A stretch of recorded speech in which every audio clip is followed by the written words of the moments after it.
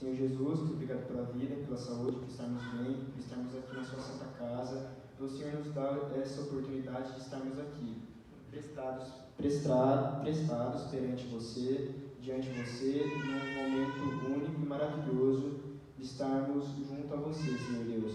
Abençoe esse culto, me ajude a transferir o que o Senhor quer, não o que eu quero, mas o que o Senhor quer. Em nome de Jesus, amém. Amém. Gostaria de iniciar então a leitura, a luta de Jacó com Deus. E levantou-se naquela mesma noite e tomou as suas 2 mulheres, e as suas 2 servas e seus 11 filhos, e passou o valo de Jabó, e tomou-os e fê-los passar o ribeiro, e fez passar tudo o que tinha. Jacó, porém, ficou só e lutou com ele um homem até que a alva subiu. E vindo este, que não prevalecia contra ele, tocou a junta de sua coxa, e se deslocou a juntura de sua coxa. Jacó lutando com ele, e disse-lhe: deixe-me ir, porque já a alva subiu. Porém ele disse: não te deixarei, se não me abençoares. E disse-lhe: qual é o teu nome? Ele disse: Jacó. Então disse: não me chamará o teu nome Jacó, mas Israel, pois como príncipe lutaste com Deus e com os homens e prevaleceste. E Jacó lhe perguntou e disse: dá-me, peço-te a saber o teu nome. E disse: por que me perguntas o meu nome? E abençoou-o ali. E chamou Jacó o nome daquele lugar de Peniel, porque dizia: tenho visto Deus a face, e a minha alma foi salva. E saiu-lhe o sol quando passou por Peniel e manquejava de sua coxa. Por isso os filhos de Israel até hoje não comem o nervo encolhido, que está sobre a junta da coxa, até o dia de hoje, porquanto tocar a junta de coxa de Jacó no nervo encolhido.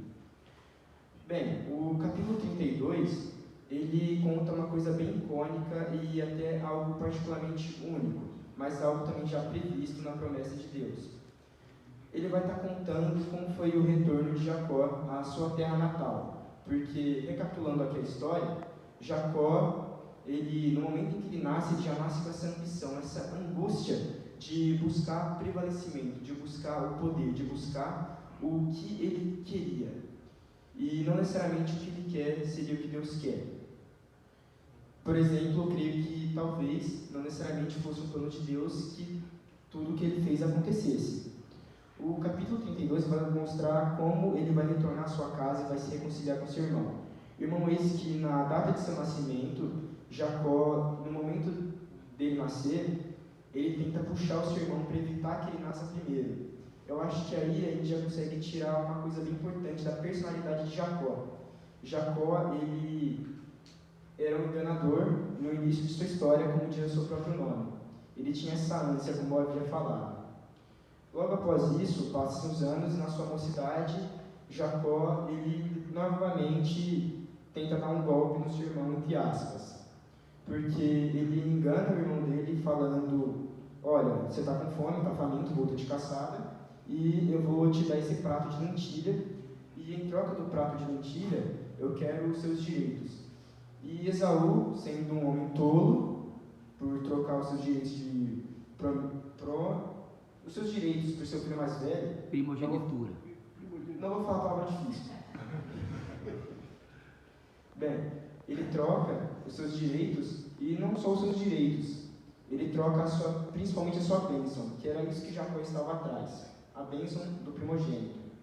Além de enganar o irmão, Jacó ainda vai enganar o seu pai, Isaac, coloca as vestes de pele e entra no quarto no momento em que Isaac ia dar a bênção. E quando ele entra, Isaac tenta reconhecer ele pela pele, porque Isaac já estava bem cego, e creio que Isaac também tenha perguntado: mas não é a voz de Esaú? Jacó mente para o seu pai e toma os direitos do irmão. Então, com medo da ira do irmão, ele foge. E depois de muito tempo, vou dar um pequeno time skip, na noite anterior dele retornar para sua casa, a gente tem este evento aqui dele lutando com Deus.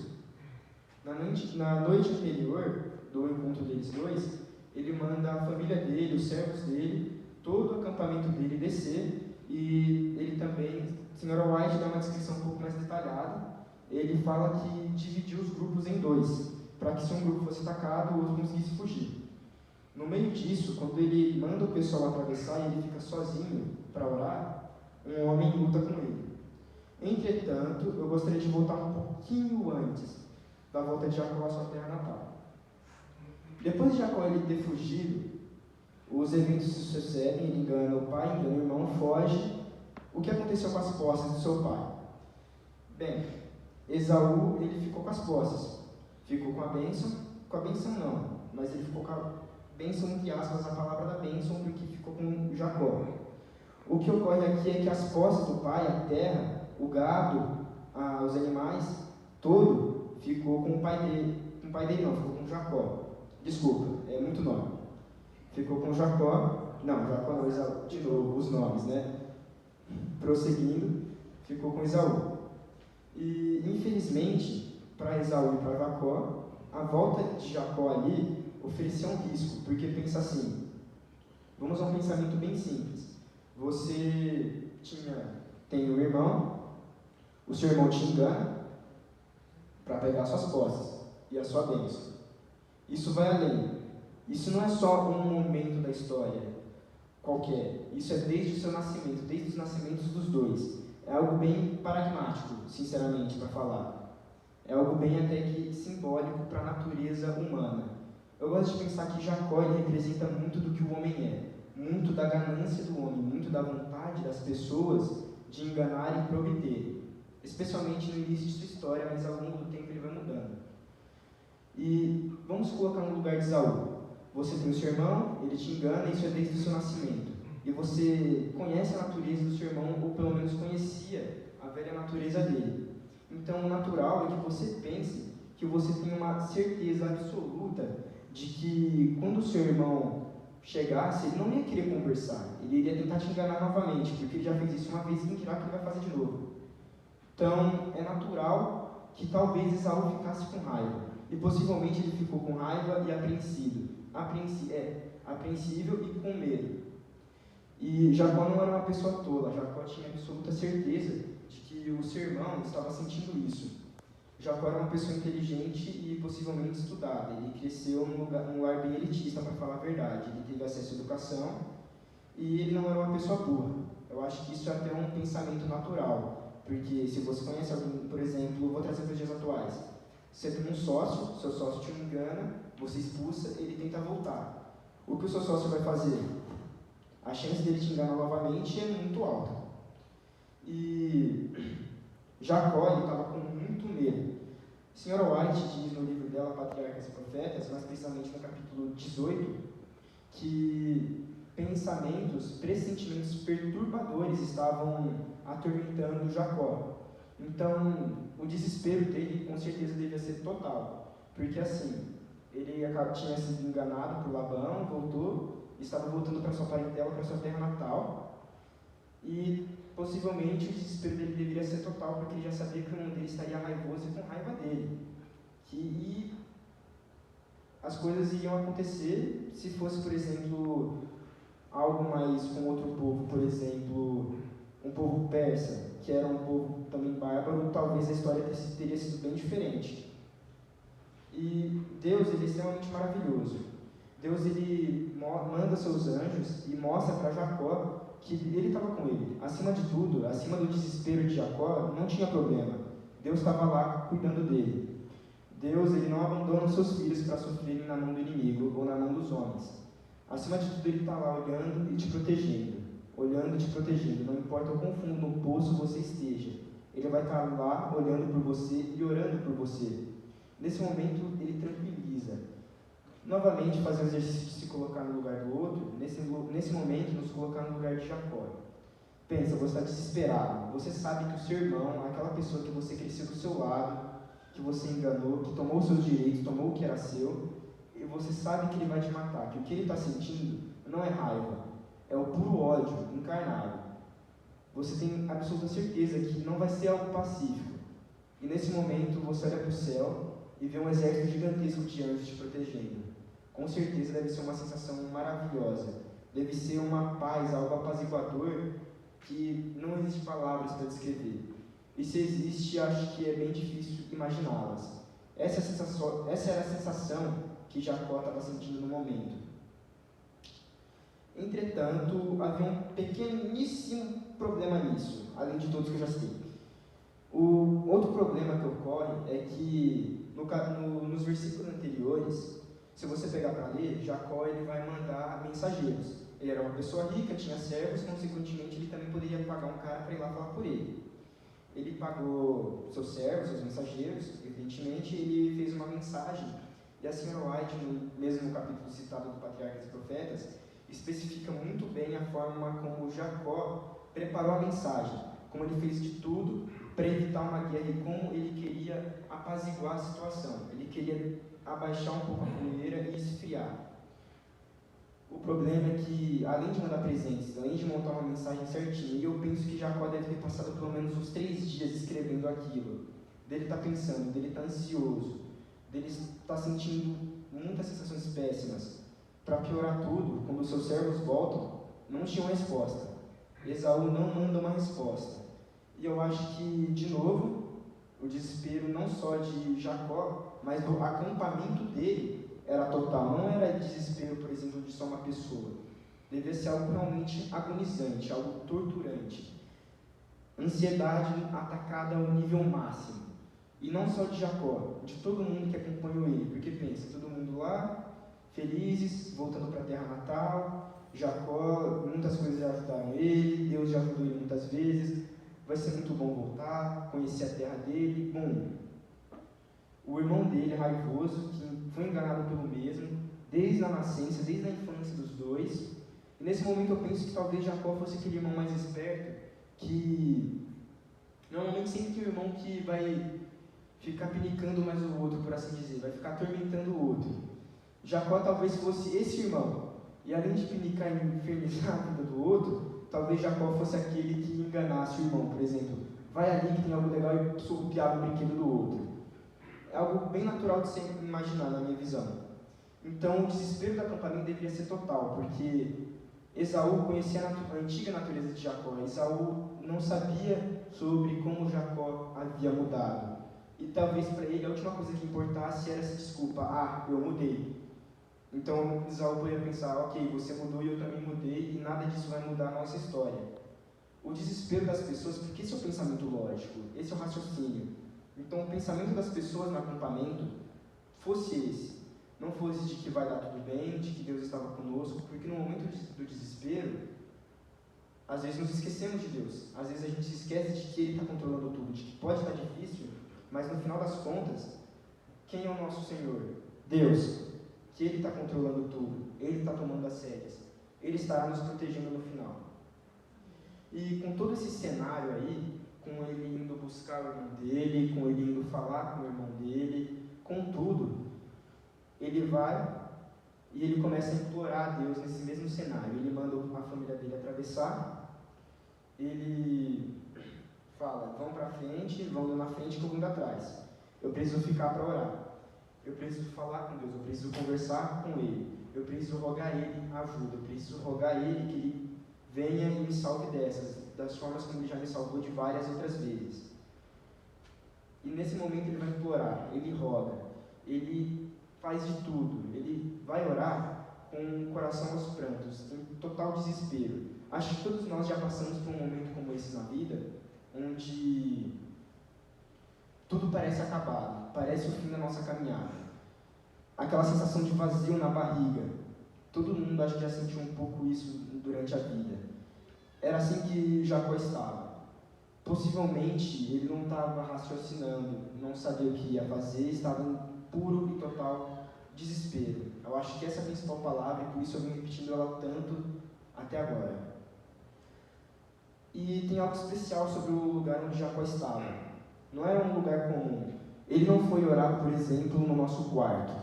Ele não foi orar, por exemplo, numa sala. Ele não foi orar na igreja. Ele não foi orar em uma tendinha. Ele não levou um tapetinho para orar. Ele não foi orar inclinado para algum lugar. Ele não foi orar em nenhum lugar especial. Ele foi orar em um lugar que era escuro e de noite, no deserto. No deserto tem uma variante da espécie canina, o chacal. Ele é pequenininho e ele tem uma pequena diferença do lobo. O lobo ele é menos agressivo que um chacal. Possivelmente tinha muitos chacais ali naquela região. Além de ter animais selvagens, como por exemplo esse, ali também era um esconderijo de ladrões e assassinos. Ou seja, os perigos ali eram diversos. Você passar uma noite em um local desses é basicamente você para morrer. Basicamente, você tentar realizar o impossível. Você sobreviver à noite em um lugar desses, ajoelhado, de olhos fechados e orando. Não tem como fazer isso. Aí é que está. Deus, Ele é o Deus do impossível. E, por ser um esconderijo de ladrões e de assassinos, um lugar extremamente perigoso, eu acho que isso aqui é um lugar especial para se orar. Não por causa do contexto, mas acima de tudo por causa dos riscos e o quê? Da fé, né, que a pessoa tem que ter lá. Com certeza. Nossa, a fé devia ser o essencial. E como o Gibi falou, eu queria enfatizar também o fato da fé. Porque, imagina, você está numa situação desesperadora. A pessoa com quem você conviveu está vindo para cima para te matar. Você não vê nenhuma saída nesse momento. Você decide ficar e orar. Você manda todo mundo que está com você na sua frente, confiando que eles vão sair vivos, e você fica ali praticamente para morrer. Devia ser uma situação difícil, e como eu falei, às vezes a gente esquece de que Deus existe, mas Jacó não. E não é que Jacó era especial, é que Jacó ele construiu algo muito importante que hoje em dia a gente não constrói muito. Um relacionamento com Deus tão avançado, que permitia a ele ter isso. Então, assim, a fé, ela é capaz de mover montanhas. A fé, ela é capaz de te dar proteção. A fé, ela salva pessoas. A fé, ela é algo inimaginável e Deus, Ele realiza o impossível quando a gente tem fé nele. Quando a gente está confiando nele, é que a gente vai mais longe. É que a gente consegue chegar no auge e voltar. Então, além disso daí não ser um local muito seguro, durante a oração, chega um homem, nesse momento eu vou gesticular, chega um homem, toca nele no ombro e fala, não fala nada, não fala nada, a senhora White disse que foi completamente em silêncio. Você está num lugar escuro, com animais selvagens, ladrões e assassinos, um homem toca em você. A conclusão mais óbvia é, eu vou morrer e ele vai me assaltar, na melhor das hipóteses. Porque se ele for um bandido mesmo, é capaz de ele fazer até coisas piores com você. Então, nesse momento, Jacó se levanta e começa a lutar com esse homem. Eu gostaria de voltar aqui um pouquinho para o versículo 25. E vendo que este não prevalecia contra ele, Jacó não conseguia prevalecer contra o homem. E até este instante, Jacó não sabia que o homem era um anjo, que o homem era algo especial. Homem, eu digo, me referindo a quem está lutando com ele. Imagina o desespero. Eu estou lutando com esse cara, ele vai me matar, ele vai me roubar. Não importa, estou sem saída. A morte chegou adiantada. Pense você está nessa mesma situação aí. O desespero que deve ser. Você deve imaginar que você deve ter sido abandonado por Deus ali naquele lugar. Derrotado e angustiado, Jacó então ele cai no chão. Eu creio, essa parte mais teórica minha, eu creio que ele tenha caído no chão. Um homem então se aproxima dele e toca no nervo da coxa. Aproximadamente aqui ou aqui, não sei o certo. Ou talvez até mesmo aqui, que é a região da aorta. Toca em algum desses lugares na coxa ou na junta, também aqui, na cartilagem. E você sente uma dor extrema ao ponto de que você nunca mais consiga andar de novo. Deve ser realmente algo muito agonizante, algo inimaginável, uma sensação de dor, uma sensação ruim, algo que deve ter tomado conta de você, porque você vai pensar, meu Deus, o que esse cara colocou em mim? Entretanto, Jacó não. No momento em que, ao toque, eu penso que talvez o Espírito Santo tenha entrado nele e falado alguma coisa que o amenizou, que o tranquilizou. Porque naquele momento em diante, Jacó soube que não estava indo contra qualquer um. Aquele que estava ali na frente dele era um anjo, era Jesus Cristo que estava ali com ele, que estava indo dar um momento de consolo. Eu gostaria de pedir também que vocês abrissem no livro de Oséias 12, versículo 4.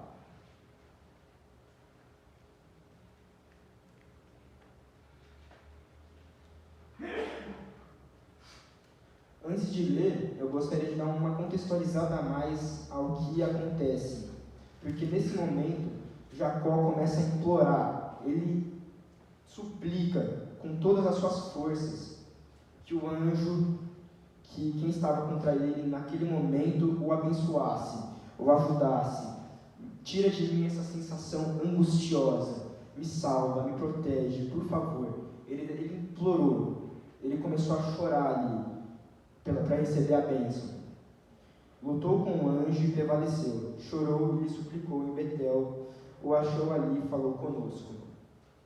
Bem, isso daqui é só para dar uma contextualizada a mais na ação de Jacó nesse momento. Porque nessas situações é algo realmente extraordinário. Tudo o que aconteceu com ele até esse momento e a forma como Deus escolhe para tranquilizá-lo. Ele aparece com ele e luta com ele. E termina com ele implorando para receber a bênção. No final, Jacó, ele é abençoado e perdoado.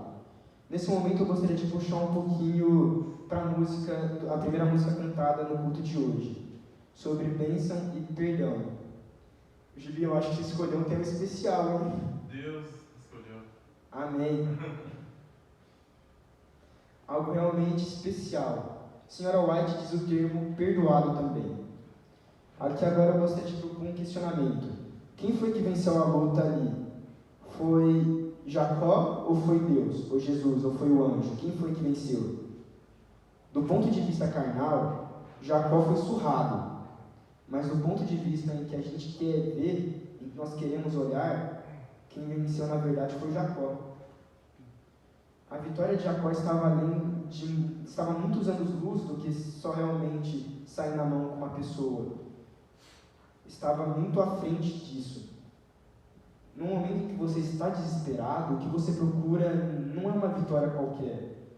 A sensação de desespero, ela vai exigir que para você recuperar o que você perdeu, você tenha pelo menos calma, você tenha paz, tranquilidade, o que é difícil de se conseguir num momento de desespero. Quando você está desesperado para algo, para uma entrevista, para uma prova, para um trabalho de faculdade, para alguma coisa do tipo, receber algum dinheiro, comprar alguma coisa, estar devendo dinheiro, nesse momento você está desesperado. A última coisa que você vai pensar é em você ganhar alguma coisa. A única coisa que você quer é paz e tranquilidade. Mais nada. Basicamente só isso. Aqui agora eu gostaria de explicar um significado pessoal meu para essa parte. Para essa parte de Oséias não, para Gênesis 32, versículo 22 em diante. Essa parte aqui ela é um significado pessoal meu. Eu acho que a luta que Jacó tem com o anjo é bem metafórica para nós nos dias de hoje. Ela aconteceu literal sim, mas hoje em dia, para os nossos dias, ela é uma coisa bem metafórica, porque ela vai ilustrar uma coisa bem simples. O combate de Jacó contra ele mesmo. Como assim contra ele mesmo? O combate dele contra a angústia que ele sentia. Porque toda a vida de Jacó, até agora, tudo o que aconteceu com ele foi por causa de uma única coisa, uma única palavra. Duas palavras, mentira e enganação. Imagina você ser reconhecido, sua identidade ser uma identidade de mentiroso e enganador. E você sabe que talvez essa é a sua natureza. A angústia que você deve sentir isso não deve ser uma coisa boa. Deve ser algo realmente muito, muito ruim. Algo que você busca superar dentro de si. E era isso. Jacó precisava se superar ali naquele momento. Não superar o anjo, não superar nada. Se superar. Muito menos superar o seu irmão. Ele precisava se superar. Porque no fundo, todos nós hoje em dia temos aquele defeito, temos aquele pecado no fundo do nosso coração. Que a gente não consegue se perdoar. Que a gente pensa, meu Deus, como que eu fui capaz de fazer esse ato? Como que eu fui capaz de pensar nisso? Como eu fiz isso? Eu não tenho explicação. Eu não consigo acreditar como eu fiz isso. Eu não era eu. Você não consegue se perdoar. É um combate interno dentro de você, pela busca do perdão, pela busca da tranquilidade. E acima de tudo, lutar contra a sua natureza carnal. Porque nesses pensamentos de não sou eu, não é comigo, isso, como que eu fiz isso, não era você. Era algo completamente diferente. Porque você pode ser nutrido do pecado, mas Deus ele te ajuda a vencer. Isso mostra uma coisa bem simples, não é você que vai vencer você mesmo, É Deus que vai ajudar você a derrotar a sua natureza pecaminosa. É Deus que vai ajudar você a vencer. É Deus que vai ajudar você a chegar no topo do que você deseja. Então, assim, é essa luta que é explicada aqui nessa passagem. Esse embate de nós contra nós mesmos, de nos superarmos, de nos perdoarmos, de buscarmos o perdão de Deus. Porque Deus, Ele nos perdoa. Se o Criador do Universo, Ele consegue nos perdoar, por que a gente não consegue às vezes? Por que a gente fica com esse pensamento dentro da nossa cabeça?